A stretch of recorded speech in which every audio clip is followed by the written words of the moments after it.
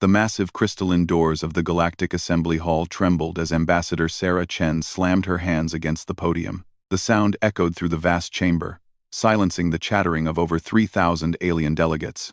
Floating above the assembly floor, holographic displays showed the faces of species from across the galaxy, all turned toward the human representative, with expressions ranging from smugness to barely concealed disgust. "You want us to apologize?" Sarah's voice carried clearly through the chamber's advanced acoustic system. "You want humanity to bow down and accept punishment for crimes we never committed?" The Zephyrian Chancellor, a tall creature with flowing tentacles instead of arms, raised his voice from the central platform. "The evidence is clear, Ambassador Chen. Human expansion has been too aggressive. Your species has colonized 17 systems in the past decade alone. This violates the peaceful expansion doctrine." Murmurs of agreement rippled through the assembly. The Clinari delegate, resembling a giant praying mantis, clicked her mandibles in approval. "Furthermore, human military vessels have been spotted in restricted space. Your people show no respect for established boundaries." Sarah looked around the chamber, her brown eyes taking in the sea of alien faces. Most showed satisfaction, as if they had been waiting for this moment for years. The humans had been too successful, too fast, too powerful for their liking. Restricted space. Sarah's voice grew cold. "You mean the empty systems we found and settled? The dead worlds we brought to life? The asteroid belts we turned into mining operations that now supply half the galaxy with rare minerals?" "That is beside the point," interrupted the Vorthak representative. A slug-like being whose translator gave his words a wet, slimy quality. "The assembly has rules. Rules that even humans must follow." Sarah turned to face the Vorthak delegate directly. "Rules that were made without human input. Rules designed by species who had centuries to claim the best territories before we even knew this assembly existed." The Chancellor's tentacles writhed in irritation. "The law is the law. Ambassador, we have voted. Humanity must withdraw from all recently colonized systems and submit to oversight by the Galactic Enforcement Fleet. Your military expansion will be limited, and your people will face restrictions on further colonization." "And if we refuse?" Sarah asked quietly. "Then humanity will be expelled from the assembly and declared a rogue species. Trade agreements will be terminated. You will be cut off from galactic civilization." A few alien delegates made sounds that might have been laughter. They clearly believed this threat would bring the humans to their knees. After all, every species needed the assembly's resources, protection, and trade networks to survive in the vast galaxy. Sarah was quiet for a long moment, studying the faces around her. When she finally spoke, her voice was steady and calm. "I need to contact my government. I need to contact my government. You have 1 hour," the Chancellor declared. "Then we require your answer." Sarah activated her personal communicator and stepped aside from the podium. The call connected instantly to Earth. Despite being transmitted across thousands of light-years, human quantum communication technology was far superior to anything the Assembly possessed, though few aliens realized this. "Prime Minister Rodriguez?" "Yes, I heard every word. The Assembly has made their demands clear." She paused, listening.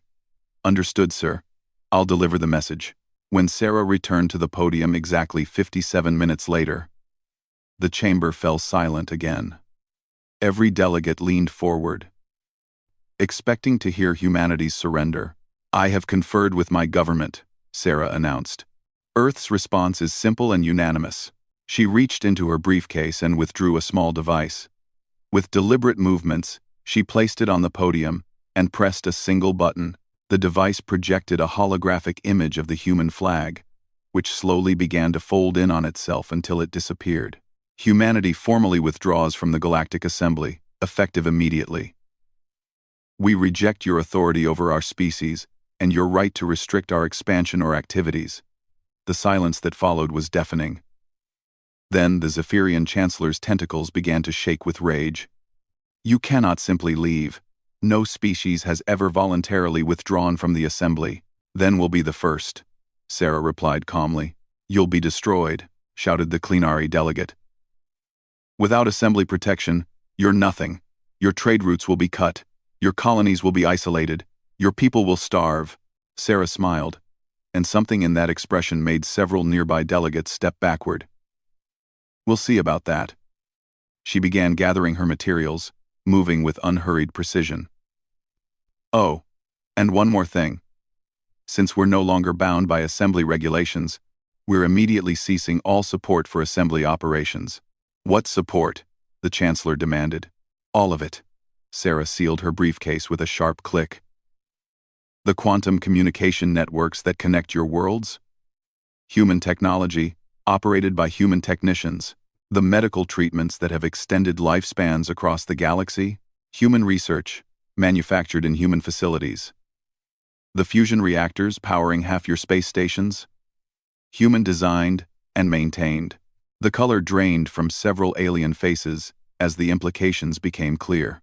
The antimatter containment systems on your cargo ships, Sarah continued, her voice growing stronger. The gravity generators on your space elevators. The atmospheric processors terraforming your new colonies. The navigation systems guiding your fleets through hyperspace. She paused at the chamber's exit.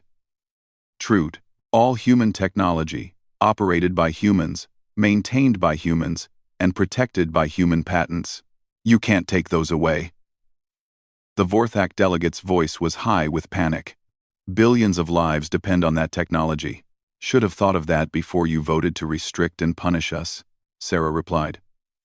Our technicians have 48 hours to evacuate assembly space. After that, you're on your own. This is madness, the Chancellor screamed. You're declaring war on the entire galaxy. Sarah stopped at the threshold of the great doors and turned back one final time. Her voice echoed through the stunned chamber with crystal clarity. No, Chancellor. We're not declaring war. We're simply going home. But I suggest you pray to whatever gods your species worship that you never give us a reason to come back. The crystalline doors sealed behind her with a sound like thunder. Within hours, human evacuation ships appeared in assembly space, moving with military precision. They collected human personnel from every facility, every research station, every diplomatic outpost across 1,000 worlds. The aliens watched in growing horror as the humans departed, taking with them the technological foundation that modern galactic civilization had grown to depend on. On Earth, emergency sessions of the Global Congress worked around the clock. Military leaders gathered in secure bunkers, while scientists and engineers received new priority assignments. The message from space was clear. Humanity was now alone against a galaxy that had just revealed its true feelings about human expansion and success. But humans had always thrived when backed into a corner. And this corner had been chosen deliberately. In the depths of classified military research facilities, projects that had been theoretical suddenly received unlimited funding and resources.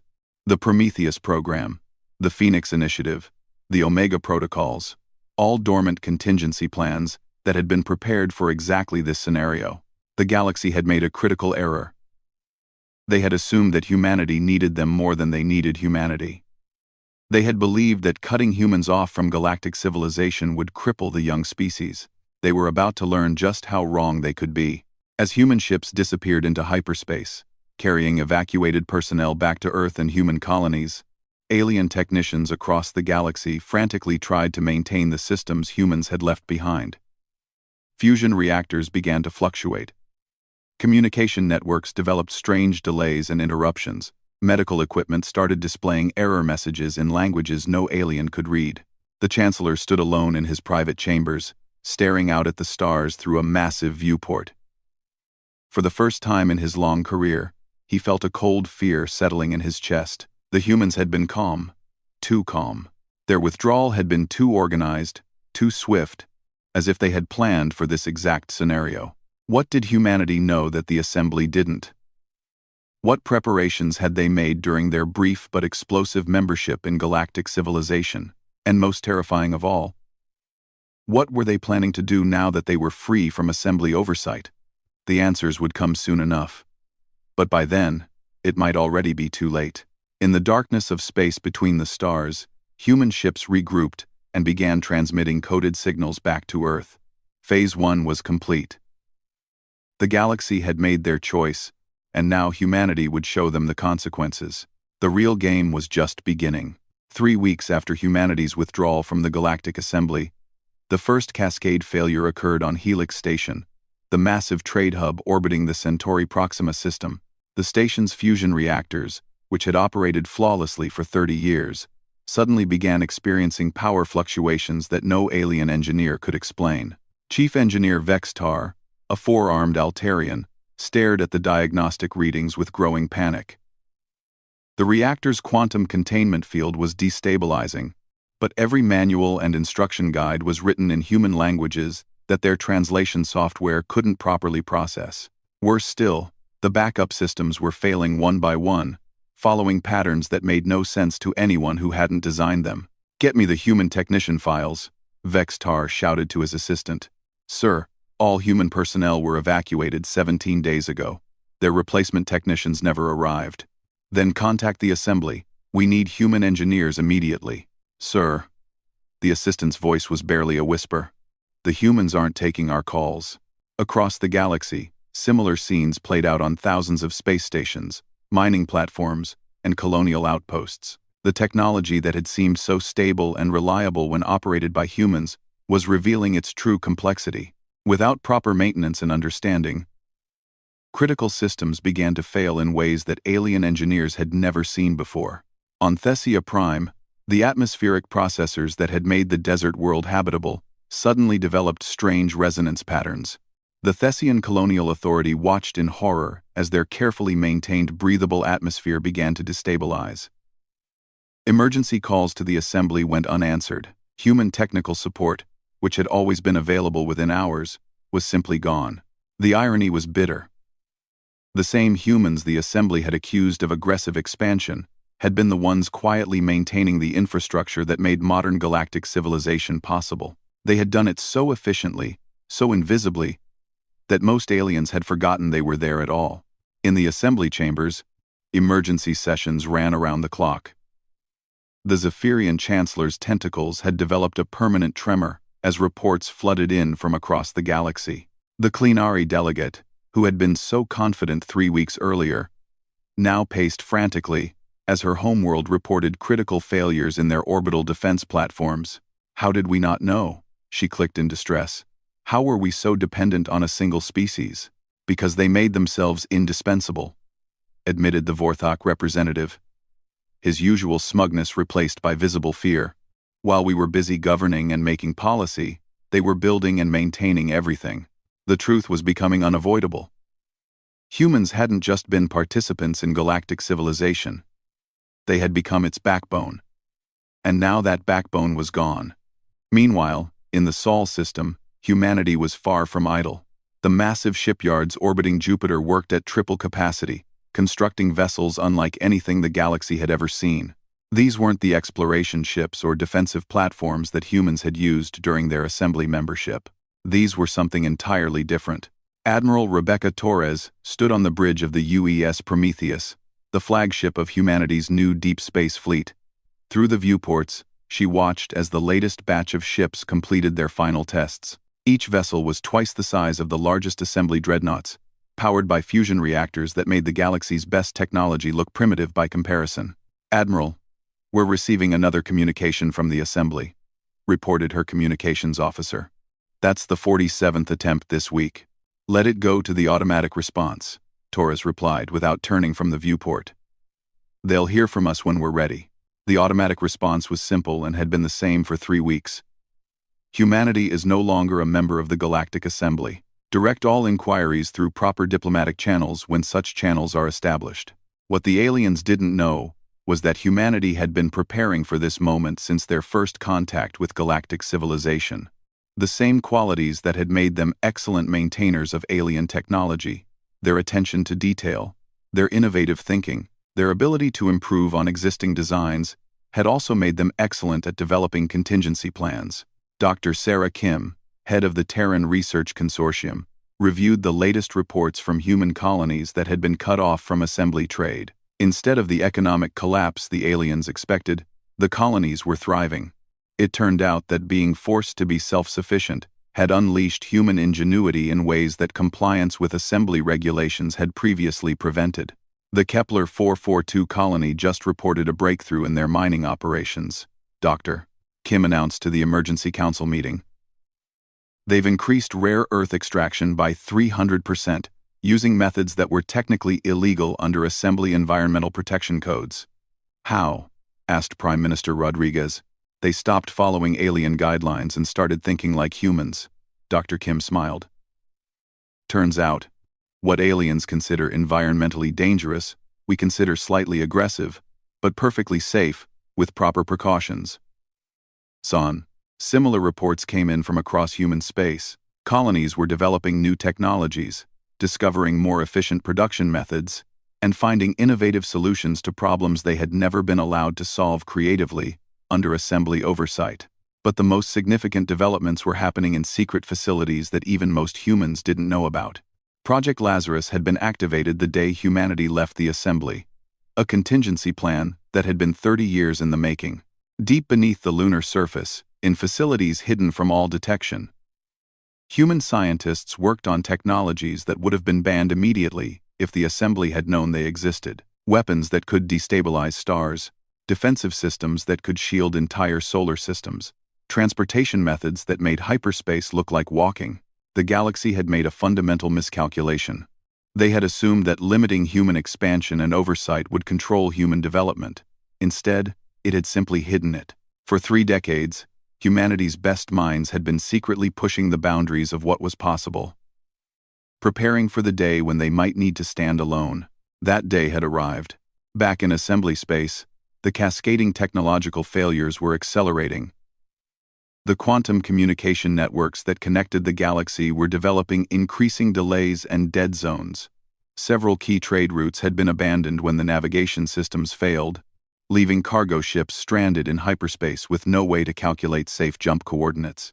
The Rigelian Mining Consortium, one of the galaxy's largest industrial powers, sent an emergency delegation to the assembly. Their representative, a crystalline being that communicated through harmonic vibrations, delivered news that sent shockwaves through the chamber. Our asteroid mining operations have ceased. The harmonics translated to mechanical speech. The extraction equipment requires recalibration every 72 hours, using procedures that only human technicians understood. We have attempted to reverse engineer the process, but the technology is more complex than we initially realized. How long until you can resume operations? The Chancellor asked. Unknown, possibly never, without human assistance.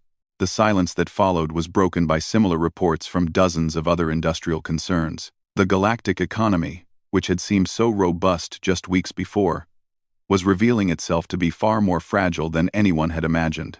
Worse still, some of the failing human technology was beginning to fail in ways that seemed almost intentional. Security experts studying the patterns noted that the failures often occurred at the most inconvenient possible times, as if the systems had been designed with built-in failure modes that would activate under specific conditions. The humans, it seemed, had been even more prepared for this scenario than anyone had suspected. On distant monitoring stations, alien intelligence services watched human space with growing concern. The energy signatures they detected suggested massive industrial activity, but they couldn't determine what was being built. Human colonies that should have been isolated and struggling were instead showing signs of rapid technological advancement. Most disturbing of all, new ships had been detected emerging from human space. Vessels that didn't match any known human designs. They were larger, faster, and emanated energy signatures that suggested technologies the assembly had never seen before. The Cleanari delegate had been conducting her own investigation into humanity's withdrawal. What she discovered in the Assembly's historical records made her mandibles click with nervous fear. Chancellor, she announced during an emergency session, I've been reviewing humanity's membership application from 40 years ago. There are discrepancies. What kind of discrepancies? The technology demonstrations they provided. They were deliberately simplified. The ships they showed us, the weapons they declared, the industrial capacity they reported, all of it was significantly understated. The Chancellor's tentacles curled with anxiety. What are you saying? I'm saying that humanity never showed us their true capabilities. Everything we thought we knew about human technology was what they wanted us to know. The implications hit the chamber like a physical blow. If humanity had been hiding their real technological level for 40 years, if they had been deliberately appearing less advanced than they actually were, then every assumption the Assembly had made about human capabilities was wrong. And now they were alone in space, unrestricted by Assembly regulations, with technology the galaxy couldn't understand, and motivations the Assembly had never bothered to truly comprehend. For the first time since the Assembly's formation 3,000 years earlier, its members were beginning to understand what it meant to be afraid of the unknown. In human space, Admiral Torres received the latest intelligence reports about Assembly activities. Their panic was visible in their communications traffic, their emergency sessions, their increasingly desperate attempts to contact humanity. "Any orders from Earth, Admiral?" her first officer asked. Torres smiled, an expression that would have terrified any alien who saw it. "Continue Phase 2. Let them sweat a little longer. When we're ready to reveal what humanity is really capable of, we want their full attention." Outside the viewports, the massive fleet continued to grow, each ship a testament to human engineering, freed from alien limitations. Soon, very soon, the galaxy would see what humanity could accomplish when they stopped pretending to be something they weren't. The real demonstration was yet to come. The message arrived simultaneously at every major assembly facility across the galaxy. It bypassed all security protocols, appeared on every screen, and interrupted every communication system with an efficiency that should have been impossible. The transmission was simple, direct, and terrifying in its implications. "This is Admiral Rebecca Torres of the United Earth Defense Fleet.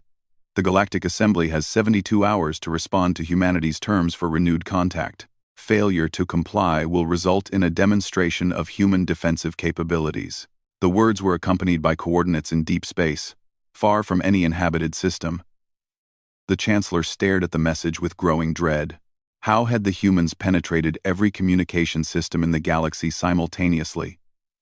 Their cybersecurity experts had assured him that alien infiltration was impossible. "What are their terms?" asked the Clinari delegate, her mandibles clicking nervously. "They haven't sent any terms," the Chancellor's aide reported. "Just the deadline and the coordinates." Within hours, assembly fleets converged on the specified coordinates. What they found, waiting for them, defied everything they thought they knew about human capabilities. A single vessel hung in the void, but calling it a vessel was inadequate. The human ship was larger than some asteroids, its hull gleaming with an almost organic smoothness that suggested construction techniques beyond anything in the Assembly's experience. Energy readings from the massive craft indicated power generation capabilities that exceeded entire Assembly battle groups. "That's impossible," whispered the Altarian fleet commander, as his sensors struggled to process the readings. "No ship that large could possibly be stable." The structural engineering alone, his science officer, a nervous Centaurian, interrupted with a trembling voice. "Sir, we're detecting approximately 200 additional vessels approaching from multiple vectors." The fleet commander's blood turned cold as his tactical displays lit up with contact signatures. Human ships emerged from hyperspace in perfect formation, each one larger and more advanced than anything the Assembly had previously seen. They moved with precision that spoke of technology far beyond Assembly understanding. But it was the largest vessel, the one they had originally detected, that drew every eye. As the Assembly fleets watched, sections of its hull began to reconfigure themselves. The ship was transforming, revealing systems and capabilities that had been hidden beneath its outer shell. "By the Seven Suns," breathed the Zephyrian admiral.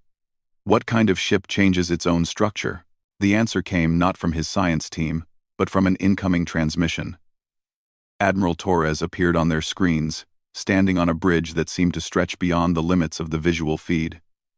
Behind her, human crew members worked at stations that looked more like works of art than military equipment. "Welcome to the Prometheus demonstration," Torres said calmly. "You wanted to understand what humanity is capable of when we're not bound by Assembly restrictions. Today, you'll learn." The massive human vessel suddenly blazed with light as weapon systems emerged from its transforming hull. But these weren't the energy cannons or missile launchers that the Assembly recognized. These weapons seemed to bend space itself, creating distortions in reality that made seasoned military officers question their own sensors. "Target acquisition complete," announced a human voice over the open channel, demonstrating Type 7 gravitational manipulator. In the distance, an unmanned asteroid, roughly the size of a small moon, hung in space, placed there specifically for this demonstration. The human weapon fired, not a visible beam or projectile, but something that caused space itself to ripple like water. The asteroid simply ceased to exist. Not destroyed, not shattered, not vaporized. It was gone as completely as if it had never been there at all. The space where it had hung was empty, with no debris, no energy signature, no trace that anything had ever occupied that location. "Gravitational collapse weapon," Torres explained matter-of-factly. "We compress matter past the event horizon threshold, creating a temporary micro-black hole that evaporates instantly. The target material is converted to energy and dispersed as Hawking radiation. Complete molecular disintegration, with no residual contamination." The assembly fleets hung motionless in space, their crews struggling to process what they had just witnessed. The implications were staggering. If humans could eliminate matter itself at the subatomic level, then no defense in the galaxy could protect against them. "Phase 2 demonstration," Torres continued. "Defensive capabilities." The human fleet suddenly vanished. Every sensor on every assembly ship registered the same impossible reading. The human vessels were gone, not cloaked, not hidden behind some advanced stealth technology, but completely absent from local space-time. "Where did they go?" the Cleanari Admiral demanded of her science team. "Unknown, ma'am. They're not in normal space. Not in hyperspace. Not in any dimensional framework we can detect. They've effectively ceased to exist in our reality." Then, as suddenly as they had vanished, the human ships reappeared in completely different positions. They now surrounded the assembly fleets in a perfect sphere, having moved from their original coordinates to new locations instantaneously. "Phase shift technology," Torres explained as if discussing the weather. "We temporarily displace our vessels into alternate dimensional space, allowing for instantaneous repositioning without traveling through normal space-time. Effective range is unlimited." The demonstration continued for another hour, each new display of human technology more impossible than the last. Ships that could split into dozens of smaller vessels and recombine at will. Weapons that could target specific molecules across light-year distances. Defensive systems that could create pocket dimensions for protection. But perhaps the most terrifying demonstration was the simplest. Torres transmitted the complete technical specifications for the fusion reactors that powered assembly civilization, including detailed schematics showing exactly how humans had built hidden shutdown commands into every system they had ever installed. Every piece of technology humanity provided to the assembly over the past 40 years contains remote access protocols, Torres announced. "We have the ability to activate, deactivate, or modify any system we've ever built or maintained. From your deepest mining operations to your highest orbital stations, from your smallest personal devices to your largest military platforms. They all respond to human command codes." The silence that followed this revelation was deafening. The assembly had realized they were completely at humanity's mercy. And always had been. The Chancellor finally found his voice. What do you want from us?" Torres's expression didn't change. "Justice, recognition, respect. You shall have it," the Chancellor said quickly. "Humanity will be welcomed back into the assembly with full honors. The previous restrictions are hereby revoked. We recognize your technological superiority and, no," the single word cut through the Chancellor's desperate offer like a blade. "We're not interested in rejoining your assembly," Torres continued. "We never needed you. We were trying to be good neighbors, to share our knowledge and capabilities for the mutual benefit of galactic civilization. Instead, you chose to treat us as a threat to be contained and controlled." "Then what do you propose?" asked the Vorthak representative, his voice barely a whisper. "New terms. Humanity will establish trade relationships with individual species and governments, but we will not submit to assembly oversight or restrictions. Human space is sovereign territory. We will share certain technologies with those who demonstrate good faith, but always on our terms." Torres paused, letting the words sink in. "And most importantly, any aggression against humanity or human interests will be met with permanent technological sanctions. The equipment we've provided will simply stop working. Forever." To emphasize the point, every assembly ship simultaneously experienced a brief power fluctuation, just enough to remind them that their life support systems, their engines, their weapons, all depended on technology that humanity could control remotely.